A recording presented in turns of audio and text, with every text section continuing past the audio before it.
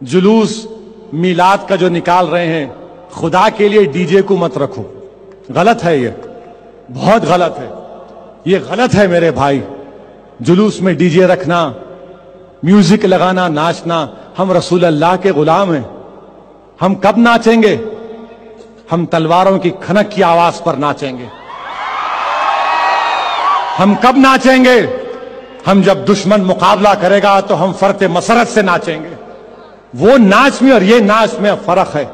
تمہارا دشمن تمہارے سامنے ناچنا، تم میوزک پہ ناچ رہے، یہ غلط ہے میرے دوستو، یہ بہت غلط ہے۔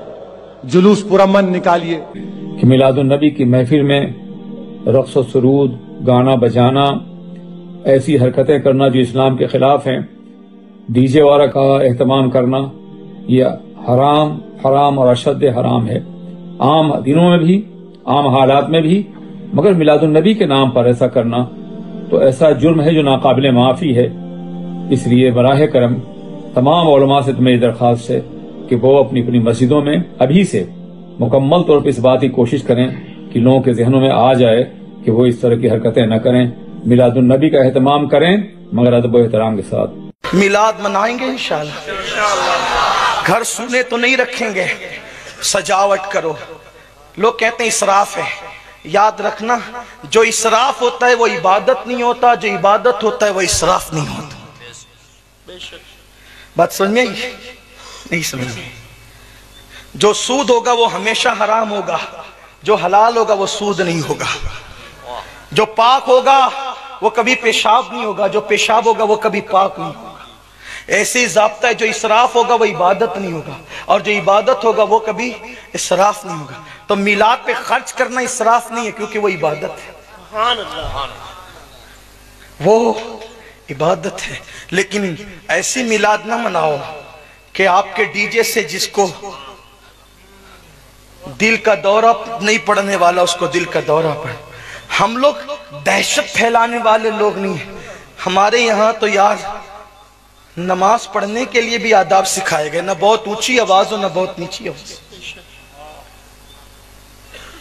ہمارے لیے تو یہ آپ ڈی جے لگا کر کے کیا پیغام دینا چاہتے؟ ناچ ناچ کے میلاد نہ منائیں، اس لیے کہ ہم ناچنے والے لوگ نہیں۔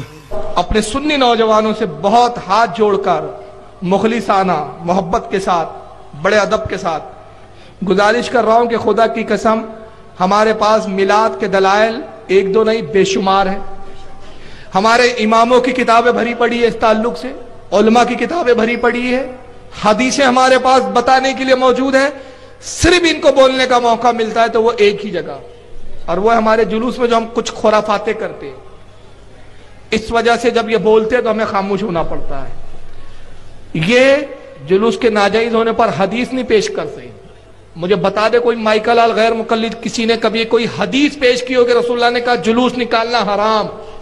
ایک حدیث نہیں ملے گی، بلکہ ہم بے شمار ایسی حدیث کی کتابوں سے بتا دیں گے کہ نبی جب مدینے میں آئے تو حضور کی آمد پر جلوس نکالا گیا ہے نا۔ جلوس اسلام میں تصور ہے جلوسوں کا، لیکن یہ حدیث نہیں کوٹ کریں گے۔ یہ کیا بتاتے؟ یہ دیکھو یہ جلوس نکال رہے ہیں، یہ عورتیں جا رہی ہیں، ان کی یہ بے پردگی ہو رہی ہے، یہ مرد لوگ جا رہے ہیں، یہ صاحب دیکھیے پانی ایک دوسرے پہ ڈال رہے ہیں، یہ ڈی جے بجا رہے ہیں، ڈی جے پہ ناچ رہے ہیں، تھرک رہے ہیں۔ خدا کی قسم اسلام میں نہ اس کے کوئی جواز کی صورتیں ہیں، نہ اس کے لیے ہمارے پاس کوئی دلیلیں ہیں، نہ ہم اس طرح کی کوئی دلیلوں کو جانتے ہیں، نہ ہم عوام کی ان خرافاتوں سے راضی ہے، بلکہ جتنے علماء اہل سنت ہے ہر کسی کا یہی کہنا اور فتویٰ ہے کہ یہ سب حرام و ناجائز ہے۔ ڈی جے بجانا حرام، ہم اس سے بیزار، ہمارے علماء بیزار، ہم اس کی سخت مذمت کرتے ہیں، اور اپنی عوام سے ہم اپیل کرتے ہیں کہ اگر آپ اپنے علماء کی مانتے ہیں، اپنے علماء کی رتی برابر بھی عزت ہے۔ ارے چلو اگر علماء کی عزت نہیں ہے آپ کے دل میں، آپ علماء کا احترام نہیں کرتے، اگر رسول کی رتی برابر بھی دل میں عزت ہے تو خدا کے واسطے آپ ڈی جے سے پرہیز کیجئے۔ اس لیے کہ کتنے افسوس کی بات ہے، اس دن آپ ڈی جے بجاتے جس دن رسول اللہ خرافات و برائیوں کو ختم کرنے کے لیے تشریف لائے۔ وہ دن جس دن پیدائش ہوئی اس لیے آقا کی کہ خرافاتوں کو ختم کرنا ہے، کفر و شرک کو مٹانا ہے، گمراہیت کو ہٹانا ہے۔ جو نبی آیا ہی اسی کام کے لیے، آپ نے اسی کی ولادت کا دن ان کاموں اور خرافاتوں کے لیے بنا دیا ہے. کتنے افسوس کی بات ہے، رسول اللہ کے قلب کو کتنی تکلیف پہنچا رہے ہیں آپ.